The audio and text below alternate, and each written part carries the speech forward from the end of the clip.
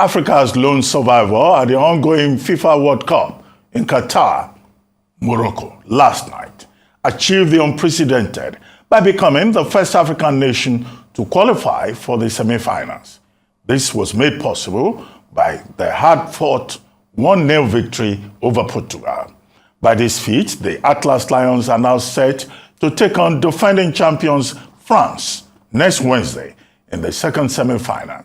And that will be after the first semi-final game on Tuesday between Croatia and Argentina. To get a better idea as to what Morocco's impressive showing means for football in that country, and indeed for the rest of the African continent, we're now being joined from Doha, Qatar, by our correspondent, Aron Akerejola. Hi, Aron. Good to have you on This Day Live, the Sunday Talk Show. We're doing good.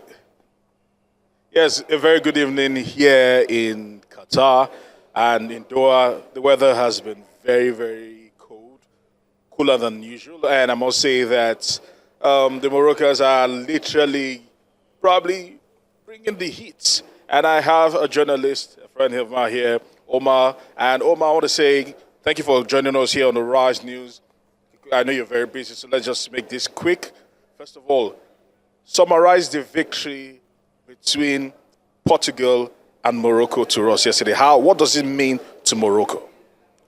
We are in Morocco so happy for this football player. And we play not for FIFA. We play for all public Arabic. Yeah. We are player Hakim Ziyech, Hakimi, and Nasiri. This player before play with Mbappe and Cristiano. This make football easy. Yeah. All right. Okay. The fact that they've actually played with these big stars makes it easy. But talk to me. It doesn't get easier. You've already beaten Spain at this World Cup.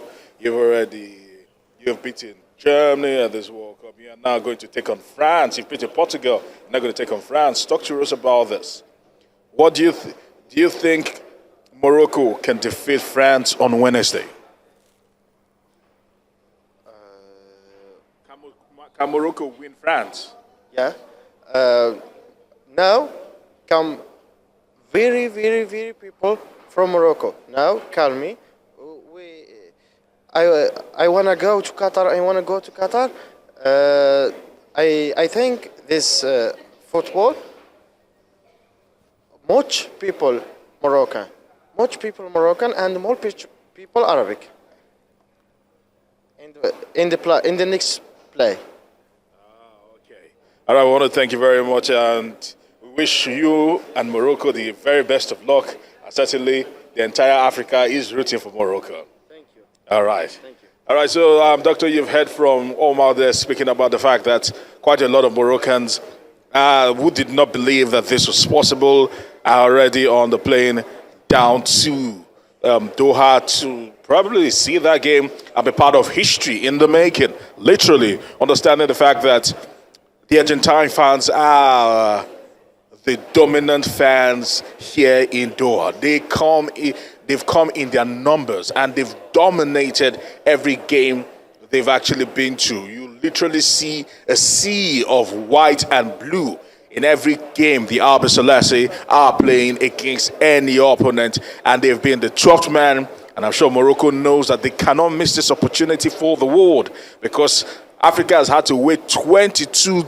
different editions of the World Cup to see an African team in the semi-finals. We came close in 2010, but that wasn't meant to be, as Asamoah Gyan and the Black Stars of Ghana flopped their lines when it mattered the most against Uruguay. But this time around, with Morocco carrying the status as the dark horses, with Morocco carrying the status as the giant killers, we have been treated to some of the biggest upsets in world football. And I must tell you, football has not been this good in a very long time. And for those that have actually witnessed the World Cup over the years, this has been the most open World Cup. This has been the most entertaining World Cup. And this has been the most nail-biting World Cup for the sheer fact that you cannot say this team, based on their pedigree and based on their history, will be able to take on the minnow and win the minnow. We've seen teams rise up to be counted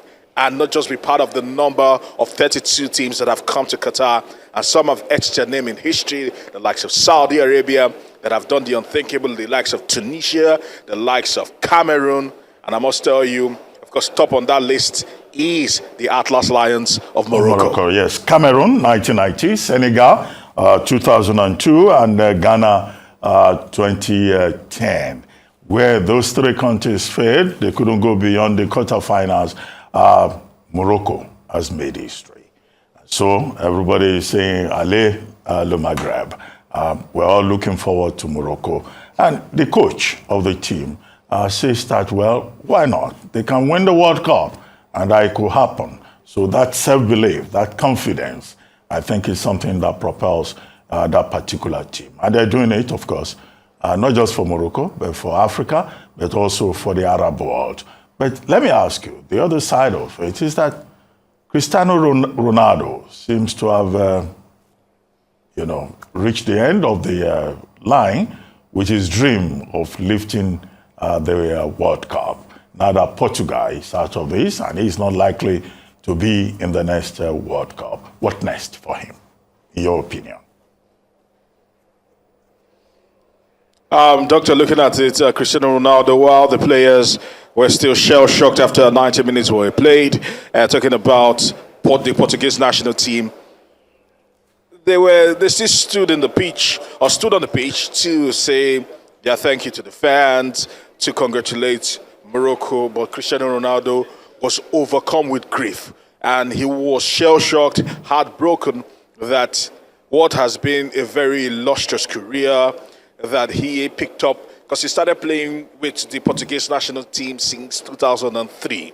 So if you do the math, that's been almost 20 years. And for a man that has become arguably the greatest Portuguese player of all time, the only man that some might say might be ahead of Cristiano Ronaldo in terms of impact for the Portuguese national team might be the great Eusebio. But save that, Cristiano Ronaldo has epitomized Portugal for years. But coming into this tournament, like Fernando Santos said, that they hadn't done Cristiano Ronaldo a lot of favors, talking about the journalists, harping about his time at Manchester United, the chemistry he shared with his players and with his teammates in the Portuguese dressing room, and all that surrounded Cristiano Ronaldo and the drama that followed. It's unfortunate that overshadowed the Portuguese national team and what they could have done, because they did have the players to go on to do great things. And we were expecting them to go as far as they could. But football can be cruel. Football can be unforgiving. It's not the size of the dog, as they always say, but it's the size of the fight in the dog usually that determines who wins after 90 minutes. Because while we're speaking about Cristiano Ronaldo, also one man, Neymar dos Santos Jr., has greeted his final World Cup goodbye, literally, because he too thought they were there. He too thought they were close to getting to the semifinals. He thought that they were almost setting up another massive South America showdown between Argentina and Brazil. But unfortunately for them, they were caught napping, and right now Neymar has also played his last World Cup. He too was overcome with grief. He was literally shattered. People had to console him. But that's football for you. It brings a lot of heartaches, but at the same time, it will make you probably go into cloud nine. And that is what Walid Regragui and the Moroccan team are doing. They can dare to dream. When you have taken on some of the biggest names in football and you have not just narrowly snuck past them, but you've also been able to win past them, I'm telling you, they have earned the right to dream, and they have earned the right to gun for the stars. Morocco are the only team to have not conceded a goal in this tournament. The only goal they've conceded in this tournament was an own goal. That says a lot about their defense. That says a lot about their determination. That says a lot about their mental fortitude, because this team are just fighters. Because we've seen the number of players that have been injured time and time again after games. They have refused to give up. They hold their defense line very, very tight. They are compact, and it is showing that this team have all it takes to do it. Maybe the World Cup in Qatar this year will be Africa's moment, but we'll wait and see that. But while the Atlas Lions of Morocco are roaring on, the other Lions, the three Lions of England, Hurricane scored a goal, he missed a penalty, but there's still a lot of excitement in England about the performance of that team. But was England really hoping that they could beat France? And do you think France will successfully defend the title? I must tell you, Doctor, according to the coach, talking about the Les Bleus coach of France, Didier Deschamps, he has said that he knows that the Les Bleus were lucky on the day. Yeah, and if you'd ask me, the first half was even Stevens. But if you'd ask me, the second half, in terms of the start, in terms of ball possession, in terms of forays into the opposite box, I must tell you that the three Lions of England have a lot of positives to draw from that second half. They were on top, and they actually took the game, took the fight to the Les Bleus of France after conceding that first goal by Tchouaméni. Tchouaméni actually hitting one from outside the 18-yard box, going through the legs of Jude Bellingham, and Pickford not understanding what happened before he could blink. If you blink, usually in games like that, you miss, and that's what actually happened. But they had the opportunity. They literally saw themselves probably stretching the game into extra time, but penalties and art. And more importantly, penalty at that crucial stage takes a lot of character. Harry Kane was called upon. He had the opportunity after equaling Wayne Rooney's number of goals for the national team. He had the opportunity to surpass that particular record. And he literally crumbled under the occasion. The weight of expectation was maybe too much for him. He had converted one opportunity, and he was meant to, they were hoping that he would be able to bury the second opportunity, but he blazed way past the post, and he felt it, and I'm sure he's still feeling the bite of it, because he knows that he carried the weight of England on his shoulders. They've been talking about this particular trophy coming home. Of course, it's not coming home. It's the players that are actually going home. Since 1966, England have only won one trophy. And ever since then, they've been nearly men. They've been underachievers. And this year is no exception. Well, Aron, before we end this, there's been a lot of criticism of FIFA. Yes, FIFA has imposed fines on the Serbian Football Association and also Croatia for the conduct of the players and the political statements that have been made. But the same FIFA has been accused of callous indifference to the plight of Abdullahi Ibrahis, that member of the super committee in Qatar, who was a whistleblower with regard to the mistreatment of migrant workers. It looks like FIFA is guilty of double standards. It addresses what it thinks is convenient for it, but human rights, despite the excellence that we have seen on the field of play, remains, a big issue in this World Cup. What's the mood out there? Doctor, I must say this. FIFA are the happiest at this moment in time, because what the games in the last 2 weeks has done has taken the heat off FIFA. You remember I had a conversation with Gianni Infantino, and before that particular conversation, I could see his body language. He was tensed because he knows that things have not really gone as planned. People have called out FIFA for double standards. People had called out FIFA for not rising to the occasion and defending the member associations that are within the FIFA ranks.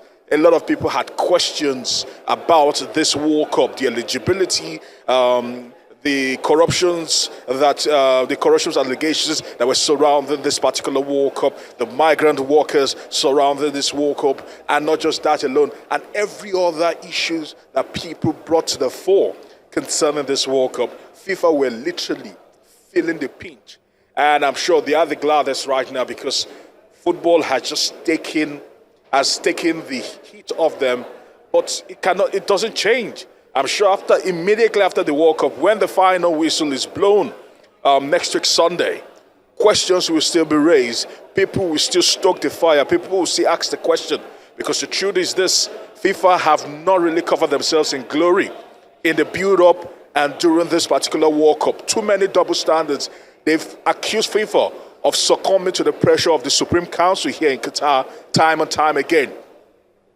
Their sponsors are suing FIFA. They want legal actions to be taken to ensure that they get some of their monies back or recoup some of their investment. Because you and I know this, FIFA had promised investors or promised sponsors that you will get XYZ if you actually come on board. FIFA has not been able to deliver because the Supreme Council has literally boxed FIFA to a corner, and FIFA has not been able to really freely administer the game. Well, thank you very much, Aron Akerejola, reporting live from Doha, Qatar for the Arise News channel.